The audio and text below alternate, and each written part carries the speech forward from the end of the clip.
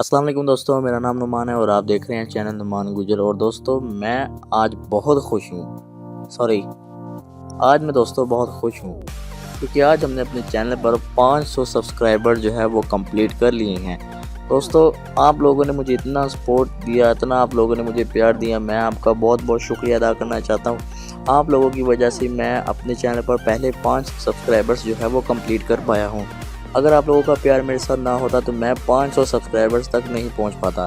तो दोस्तों मैं आपको बताना चाहता हूं कि आज मैं कोई ट्यूटोरियल के साथ नहीं आया, क्योंकि कल मैं आपके साथ एक ट्यूटोरियल लेके आऊँगा। आपको बताऊंगा कि आप कैसे अपने मोबाइल की बैटरी को ज़्यादा से ज़्यादा यूज़ कर सकते हैं। वो आपको मैं ट्यूटोरियल के साथ वीडियो बनाकर कल अपलोड कर दूँगा। आज दोस्तों मैं आपको बस शुक्रिया अदा करने के लिए ये वीडियो बना रहा हूँ। आप लोगों ने मुझे इतना सपोर्ट किया, इतना प्यार किया, मुझे उम्मीद है कि आगे भी आप इसी तरीके से मुझे प्यार और सपोर्ट देते रहोगे। बस मुझे आपके प्यार और सपोर्ट की ज़रूरत है। अभी जो है वो दिन भी दूर नहीं जो हमारे चैनल पर 1000 सब्सक्राइबर्स होंगे।